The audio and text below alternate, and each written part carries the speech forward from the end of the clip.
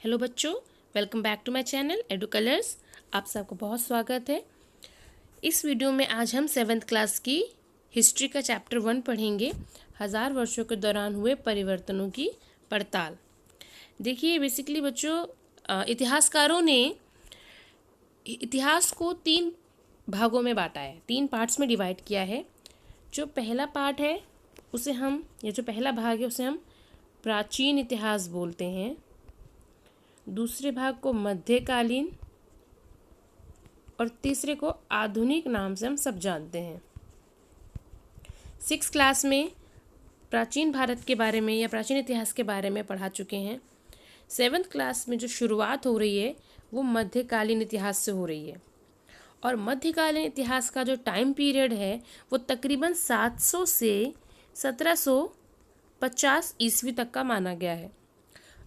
इस बुक में हम 700 से 1750 यानी कि जो ये 1000 साल आप देख रहे हैं इसके बारे में पढ़ेंगे, और उसी के ऊपर ये चैप्टर है 1000 वर्षों के दौरान हुए परिवर्तनों की पड़ताल।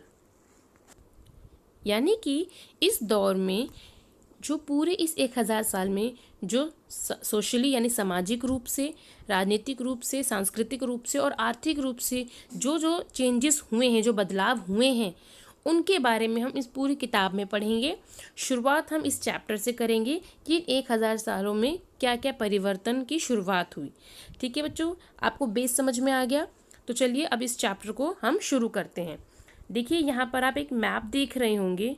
अच्छा, मैप एक ऐसी चीज़ है जिससे आप छोटे सतह पर भी आप देख सकते हैं कि कोई बड़ा एरिया कैसा दिखता है। तो आप सोचते होंगे मैप आखिर बनाया किसने। तो देखिए, ये भी एक मैप है, हालांकि ये आज के मैप से थोड़ा सा अलग है। तो ये उस समय 12th सेंचुरी में एक मानचित्र बनाने वाले व्यक्ति थे, अल इदरीसी। उन्होंने ये मैप बनाया था। आप देखिए, ये जो मैप है, देखिए यहाँ पे अरबिक यानी अरबी भाषा में स्टेट्स के या नाम या जगह के नाम लिखे हुए हैं। ये हमारे आज के मैप से काफ़ी अलग है।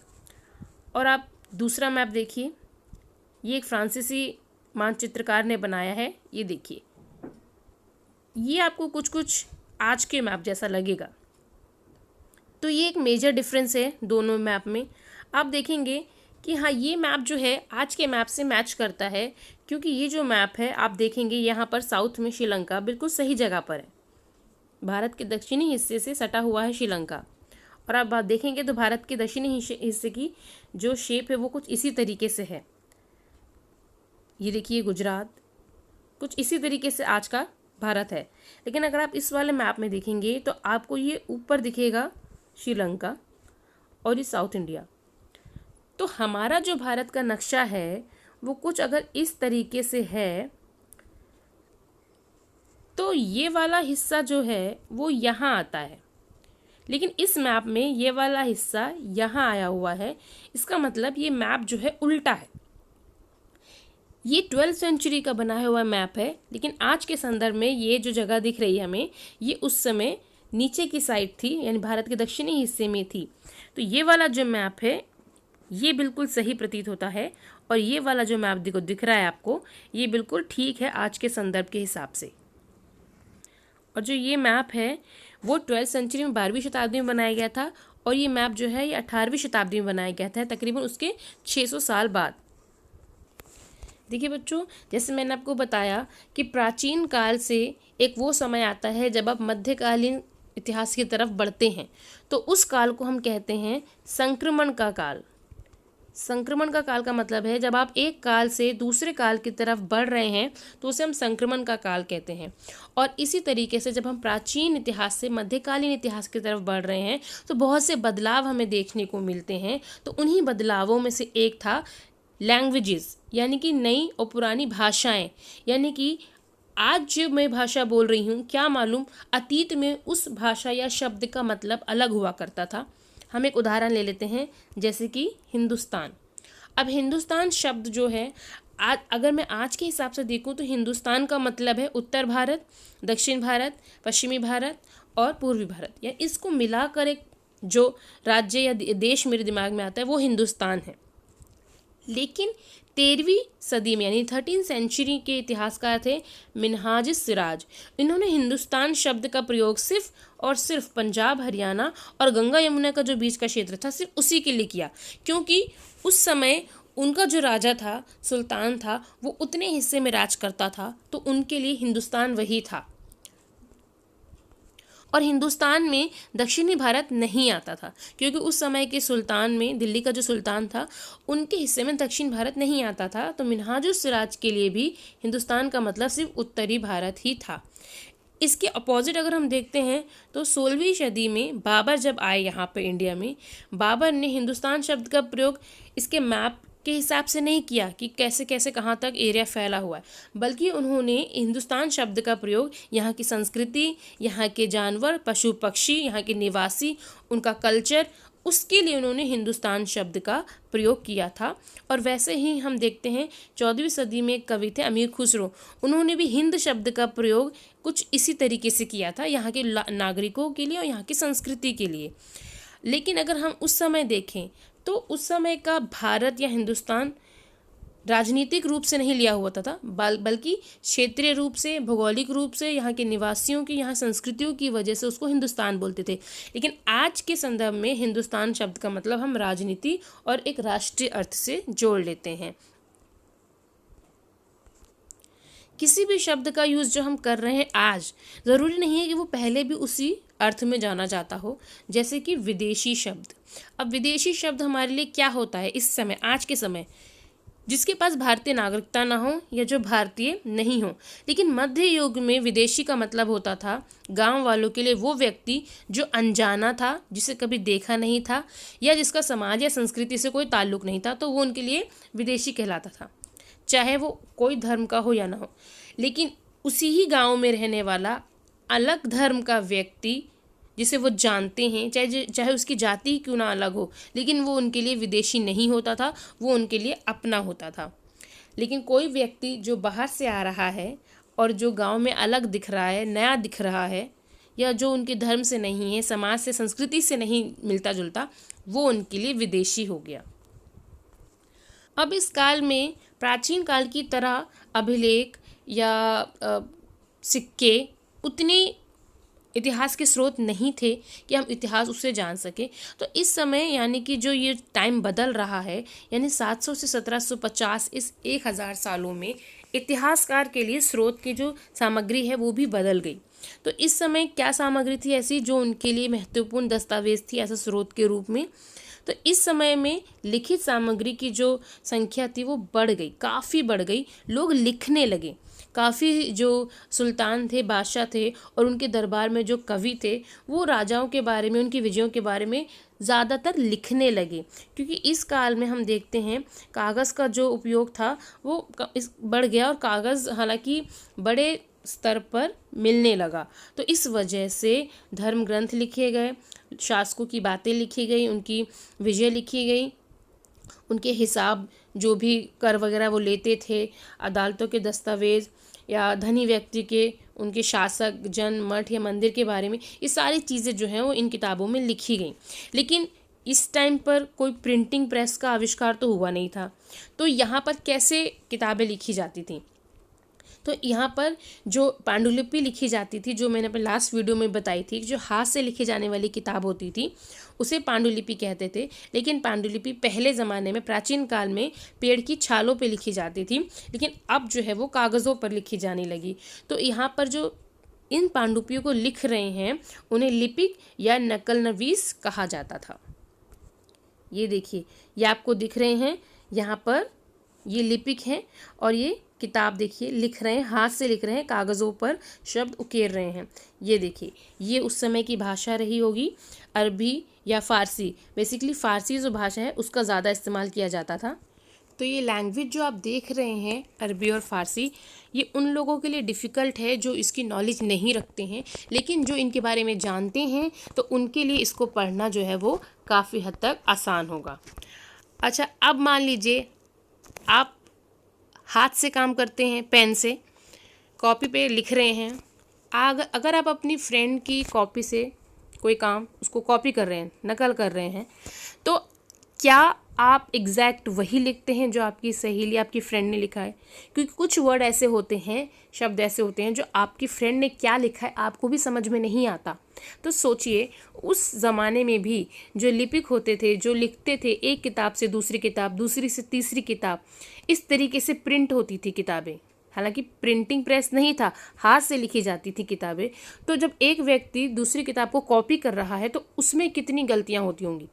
तो इस वजह से जो मूल यानी जो एक्चुअल किताब होती थी उसकी अलग अलग तरह की कॉपीज़ बनाई जाती थी। तो पहली कॉपी और आखिरी की कॉपी में बहुत डिफरेंस हो जाता था, क्योंकि बहुत गलतियां हो जाती थी स्पेलिंग की, कि क्या लिखा है, भाषा की, तो उसके अर्थ ही बदल जाते थे। जैसे कि 14वीं सेंचुरी में एक इतिहासकार थे जियाउद्दीन बर्नी, उन्होंने अपनी 2 किताबें लिखी जो कि 1356 के आसपास लिखी और उसके 2 साल बाद 1358 में भी लिखी। तो इतिहासकारों को दूसरी किताब तो मिल गई, लेकिन पहली किताब उनको नहीं मिली, बहुत बाद में मिली, क्योंकि वो किसी म्यूज़ियम में या किसी पुस्तकालय में दबी रह गई, तो वो मिली नहीं उनको। तो उसके बारे में उन लोगों को नॉलेज ही नहीं थी, उन्होंने दूसरी किताब को ही रियल मान लिया और उसी के आधार पर अपना इतिहास लिखा। तो ये जो काल है, नए सोशल और पॉलिटिकल ग्रुप यानी नए सामाजिक और राजनीतिक समूह इस काल में आए, और इस 1000 सालों में टेक्नोलॉजी में भी बहुत बढ़ोतरी हुई है। जैसे कि जो कृषि जो करी जाती थी उसमें बहुत चेंजेस हमें देखने को मिले। सिंचाई में अलग अलग तरह की तकनीकी टेक्नोलॉजी का प्रयोग किया गया, बहुत से बारूद वाले हथियार आ गए का इस्तेमाल किया गया, और लोगों के खान पान में भी बदलाव आया। लोगों को इस समय आलू, मक्का, मिर्च, चाय और कॉफ़ी जैसी नई फसलों के बारे में पता चला। तो ये जो काल है, अगर हम इसको कहें कि आर्थिक, राजनीतिक, सामाजिक और सांस्कृतिक चेंजेस, परिवर्तनों का काल है, तो ये बिल्कुल सही है। इस काल में बहुत अलग अलग तरह के जो समूह हैं वो आए। उनमें से एक समूह था राजपूत समूह, जिनको राजपुत्र यानी राजा का पुत्र कहा जाता है। तो ये क्या होते थे, ये राजस्थान में तो वैसे इनकी अपनी अलग सत्ता होती थी, लेकिन और साम्राज्यों में अगर हम देखें तो ये केवल राजा या सामंत ही नहीं, बल्कि सेनापति के रूप में भी, या जो सैनिकों में जो सबसे प्रमुख होता था उनके रूप में ये काम करते थे। तो ये तो राजनीतिक चेंजेस हो गए। अब हम बात करते हैं थोड़ा सोशल चेंजेस की। तो इस समय क्या हो रहा था, जो जंगल थे वो काटे जा रहे थे क्योंकि आबादी बढ़ रही थी, तो खेती के लिए इलाका बढ़ाया जा रहा था। तो जब जंगलों काटा जा रहा था तो आसपास में जो रहने वाले लोग थे उनको मजबूर होकर अपना स्थान जो है वो छोड़ना पड़ता था, और उस स्थान को छोड़कर कृषि योग्य बनाना था। तो बहुत सारे लोग अब जो पहले वनवासी थे, जो पहले अपने जानवरों को चराते थे, पशुपालन करते थे, अब वो कृषक बन गए। तो अब कृषकों में भी एक अलग अलग तरह से कैटेगरी हो गई। कैटेगरी कैसे, जात या धर्म के नाम पर नहीं, बल्कि हैसियत के तौर पर, यानी कि जिसके पास ज़्यादा उपजाऊ ज़मीन है, ज़्यादा मवेशी हैं, जानवर हैं, तो उनका नाम और उनका रुतबा अलग होता था, या जिनके पास कम है उनको समाज में नीचा दर्जा दिया जाता था। अब पूरे भारत में उस समय अलग अलग क्षेत्र में अलग अलग साम्राज्य उभर रहे थे। अगर आप यहाँ मैप देखेंगे तो देखिए, ये उत्तर भारत है, ये पूर्वी भारत, ये पश्चिमी भारत, और अगर आप नीचे यहाँ पे आएंगे तो ये दक्षिणी भारत है। जैसे कि यहाँ पर चोलों का साम्राज्य था। अगर हम यहाँ आएंगे तो हम यहाँ देखते हैं उत्तर भारत में दिल्ली सल्तनत था, उसके बाद मुग़ल यहाँ पर आए। दिल्ली सल्तनत में जैसे पहले दास प्रथा चली है, उसके बाद खिलजी आए, फिर तुगलक आए, फिर सैयद आए, फिर लोधी आए। इस तरीके से अलग अलग साम्राज्य जो हैं वो इन क्षेत्रों पर राज्य वो करते थे। अगर हम इस काल में देखें तो जो हम चोलों के बारे में पढ़ेंगे वो चैप्टर 2 में पढ़ेंगे, तुगलक काल के बारे में हम चैप्टर 3 में पढ़ेंगे, और जो मुगल्स हैं उनके बारे में हम चैप्टर 4 में पढ़ेंगे। तो इस काल में जो दिल्ली सल्तनत में जो सबसे महान राजा हुआ वो गयासुद्दीन बलबन था, जो ऐसा कहा जाता है कि जिसने संपूर्ण भारत पर, इवन जो साउथ भारत है यानी जो दक्षिण भारत है उस पर भी उसने अपना अधिकार कर लिया था, और आंध्र प्रदेश, केरल, कर्नाटक, महाराष्ट्र, गुजरात, या देखिए आप अगर मैं आपको यहाँ दिखाती हूँ, ध्यान से आप यहाँ देखिए, इस पूरे क्षेत्र में, यानी कि उत्तर भारत से यहाँ से उन्होंने शुरू किया होगा और ये पूरे क्षेत्र पर, इस पूरे क्षेत्र पर उनका जो अधिकार है, इस पूरे क्षेत्र पर उनका अधिकार होगा। तो ऐसा प्रतीत होता है कि शायद इतिहासकारों ने कुछ बढ़ा चढ़ाकर ये बात बता दी, क्योंकि इतने बड़े एरिया पर राज करना थोड़ा सा बढ़ा चढ़ा कर लगता है, और ऐसा इसलिए लगता है कि उस समय इतिहासकारों ने अपने राजा के बारे में ये चीज़ें लिखी हैं। अब जैसे मान लीजिए दास प्रथा, फिर तुगलक वंश, खिलजी वंश, फिर तुगलक वंश, फिर सैयद, फिर लोधी के बाद जैसे मुगल्स आए, और मुगल्स के बाद भी वो 200 वर्षों तक उन्होंने शासन किया। उसके बाद उनका भी पतन होने लगा औरंगज़ेब की मृत्यु के बाद। तो इस तरीके से बहुत सारे अपने अपने एरियाज़ में बहुत सारे ऐसे क्षेत्रीय राजवंश उभर गए जो अपने अपने क्षेत्रों में अपना अपना शासन चलाना चाहते थे, लेकिन उनको ये चीज़ विरासत नहीं मिली। जैसे मान लीजिए, मैं एग्जांपल देती हूँ कि जो चीज़ शेरशाह सूरी ने अपने टाइम पर चलाई, उसमें से कुछ अच्छी बातें औरंगज़ेब ने ली और कुछ अकबर ने ली, और अकबर की जो कुछ बातें हैं जैसे कि औरंगज़ेब ने उसको अपने साम्राज्य में धारण किया होगा। तो इसी तरीके से बहुत सी चीज़ें होती हैं, जब हम एक साम्राज्य चलाते हैं तो बहुत सारी चीज़ें हैं जो विरासत में मिलती हैं। और ऐसी परंपराओं में जैसे कि प्रशासन होता है, अर्थव्यवस्था यानी कि इकोनॉमी कैसी चलानी है, अपना कल्चर कैसे चलाना है, भाषा कौन सी इस्तेमाल करनी है जिससे आम जनता से जुड़ा जा सके, तो ये सारी चीज़ें जो हैं वो पुराने वंश से विरासत में लेते हैं ये वाले क्षेत्रीय राजवंश।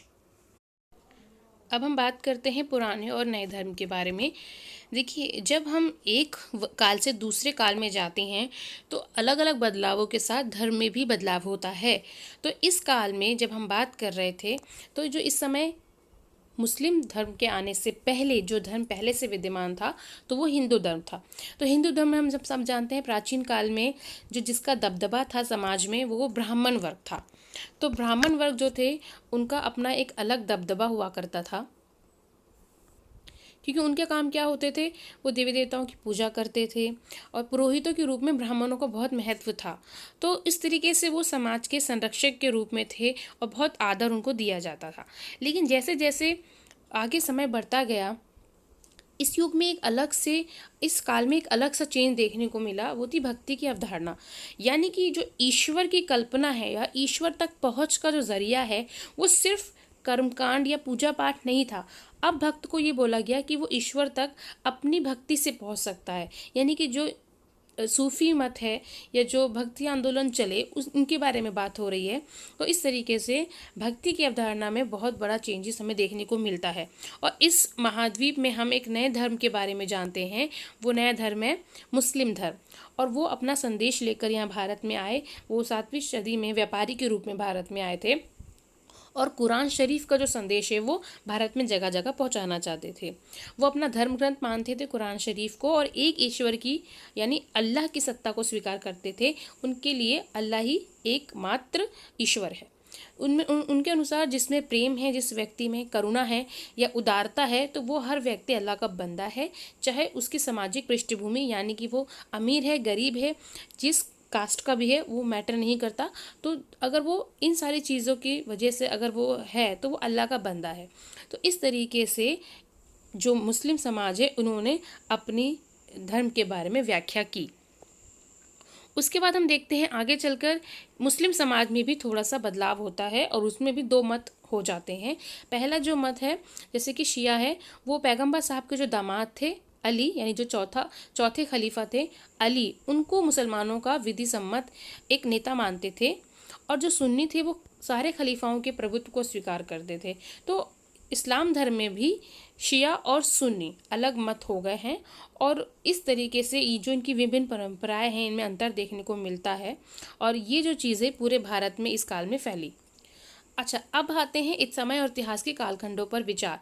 देखिए, बहुत से इतिहासकारों ने, और जिसमें जेम्स मिल प्रथम आते हैं, जिन्होंने इस इतिहास के कालखंडों पर विचार किया है, और उन्होंने कहा है कि जो प्राचीन काल है उसमें हिंदू धर्म, मध्यकाल में मुस्लिम, और जो आधुनिक काल है उसमें ब्रिटिश जो थे वो ज़्यादा थे, उन्हीं का इतिहास ज़्यादा हम देखने को मिलते हैं।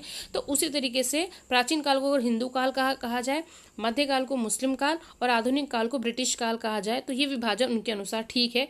और कुछ इतिहासकार उनकी इस बात से एग्री करते हैं और कुछ उनकी इस बात से डिसएग्री करते हैं, क्योंकि अगर हम ये देखें तो सिर्फ एक काल में एक ही धर्म नहीं था और सिर्फ धर्म को ही एकमात्र ऐतिहासिक स्रोत माना जाए या परिवर्तन माना जाए तो वो गलत होगा, क्योंकि कोई भी समाज में कोई भी काल में अर्थव्यवस्था भी होती है, उनकी संस्कृति भी होती है, जिसमें बहुत से चेंजेस आते हैं। तो इस पूरे महाद्वीप में भी हमें अर्थव्यवस्था में भी चेंजेस दिखे, समाज में भी दिखे और संस्कृति में भी दिखे, सिर्फ धर्म में ही चेंजेस नहीं दिखे। तो इसलिए इस विभाजन को हम नकार सकते हैं।